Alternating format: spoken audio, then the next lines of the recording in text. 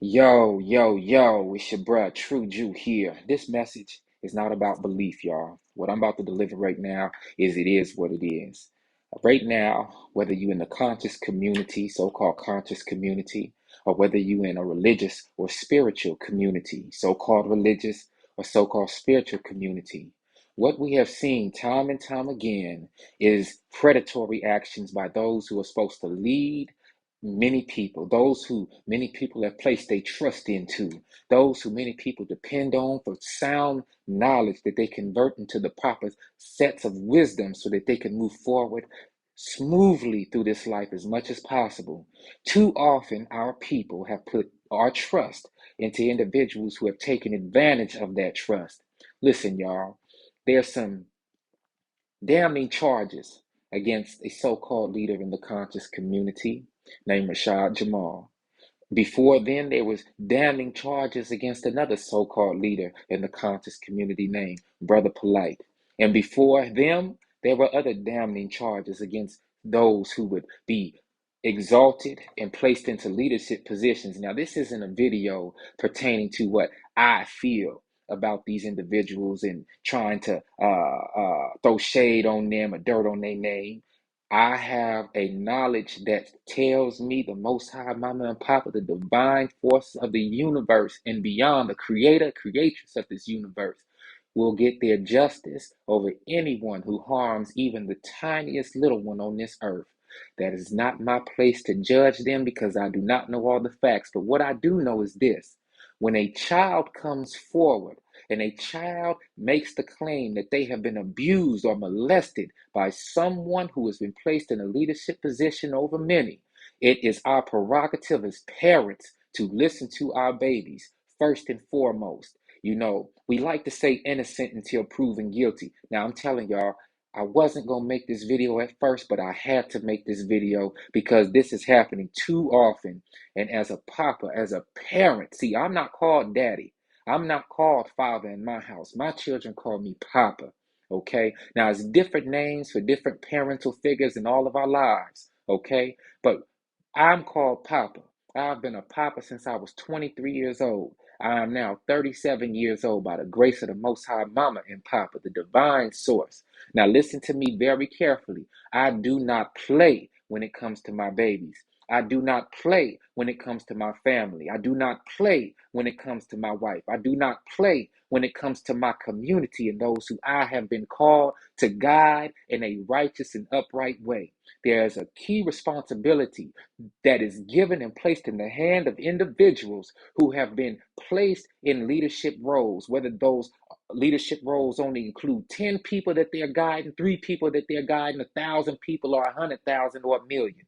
There is a key responsibility that must be taken serious by that individual when they step out and begin to teach and begin to lead those who trust and depend on them. And the babies, the children, are of our utmost responsibility to be protected. Not only are they our future, but they are the ones who are supposed to be able to depend on us as we do what we do and what we feel we are called to do. Now, like I said, this ain't gonna be no dirt on the name of nobody because all the facts that have been given to me are what they are. And the one key fact that I know for sure must be spoken on is that this is, I'm gonna say it again, when a child comes forth and makes a claim against an adult, and that child is saying that that adult has abused them or molested them or harmed them in any way, it is not our prerogative or our responsibility to take up for the adult who we have become emotionally attached to. It is our prerogative and job to step forward and protect that child and to listen and to believe that child. And as far as child abuse and all of that molestation goes, if an adult is accused of that, then it's not nothing about no innocent until proven guilty. It is actually guilty until proven innocent because that child is of our utmost care and responsibility. So look, instead of getting into all sorts of so supposed evidence and he did this and he did that, what I'm going to do right now is give you all who are viewing this video methods of child protection, especially you single mothers, single parents, whether you are a man or a woman who find themselves in these communities where they are placed into the trust of those who are supposed to lead them. Listen, let's get straight to it. Methods of child protection. And I wrote these down because I had to. And it's so serious to me that I had to keep these things on paper for y'all. And I'll spread them out most high mama and papa willing as I'm led to. But right now, I'm going to give them to y'all. 9 of them. Methods of child protection. And I live by this. Number 1, background check always. Make sure no charges of violence, domestic violence, or child abuse, molestation are present on that individual who you're courting or dealing with background. Number 2, never leave children alone with a step parent or boyfriend or girlfriend, period. Number 3, debrief children nightly as to what they experienced throughout the day. This is very important because it falls into listening to your children when they come to you with what they know happened to them, whether it's good or bad. Number 4, be aware of suspect mannerisms that counter the role of the significant other in your life. If a male with a feminine energy is present in your life, for instance, then you must take note of that because there's something that happened in that male's background in that past before he came to you that you might not be privy to knowing about unless you dig deeply and ask him what it is or ask her what it is if there's another energy that she, as a man dealing with a woman, might have to deal with in her. Those emotions and those mannerisms out. Okay. Number 5, no wrestling or strange body touching under the guise of play. This is very important because many molesters and abusers like to get close and comfortable to children in unparental in unparental ways, and they hide it under the guise of play. Oh, we just playing and this and that. Watch them. No wrestling or strange body touching under the guise of play. Number 6, keep personal effects between biological parent and child. No boyfriend or girlfriend should be taking young children to the potty, changing diapers, etc. Okay? Number 7, listen to your children always. Children are the most truthful beings on this planet. They will let you know what it is, when it is, and how it is. You have to listen to them and don't put your own emotions and feelings about the person who they talking to you about in the way of what they are telling you about that person or individual. Number 8, follow your intuitive instincts, not sexual desires, when dealing with someone new and there are children to care after. Very important, okay? And number 9, be willing to cut off anyone who feels threatened by the protocols you put in place to protect your child or children. Listen, especially my sisters, listen. A man that loves you and cares for you and wants to protect you will do anything that he needs to do to prove that love, protection, and care for you.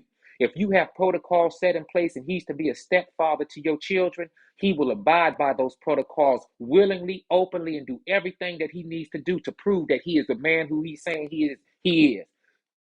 If that man feels threatened by any of the protocols that you set in place for him, then he is not the one for you, and you must cut him out of your life immediately because he has nefarious intent for you and your children, especially if he has a violent past, especially if he has a past of domestic abuse, especially if he has a past of molestation or child abuse that you weren't made aware of. Put your protocols in place and make sure he follows them. Men, women can also be vindictive. Women can also be jealous. If you have a daughter that you care for and you have a new woman coming into your life, make sure that she's aware not only of the love that you have for your daughter, but that you have protocols set up in place for her to follow so that she doesn't do anything illicit to your baby girl or your sons. Listen to me now. This has nothing to do with the brothers that I mentioned earlier, except that they have been charged and put under allegation that they have been in a position of child abuse and molestation. This is very important. Until the courts actually prove them innocent, then everything that I feel about them must stand. But when I talk to you about protective measures for your children, please listen to me. This is coming from a papa who's been a child, a parent. Excuse me. I was a child first, but a parent since 23 years old. Okay, I'm telling you the real. I'm telling you the truth. Now I'm gonna cut this video off now because the more I think about it, the hotter it's gonna make me. And you know what? It's about controlling your emotions, and it's about hitting things on a real way, in a real perspective, to where people can grasp what it is you got to say without being so emotionally charged that you're screaming, cussing, and yelling. I will not ever let any of those characteristics or qualities come out of me while I'm preaching and talking or teaching any true word. And you know what? As I live through life, there are moments and times where I might do a little cussing. I might step outside of any character that I thought I was supposed to portray. But I'm going to tell you right now, when it's time to talk to all of you, when it's time to convey truth to you, that is when truth must come out and must prevail always. Please take what I'm saying to be true. The whole message. It's your bruh, True Jew. You know I love you to life always, and I hope that this message reach you in truth, care, and in purity. Until I talk to you again, gone.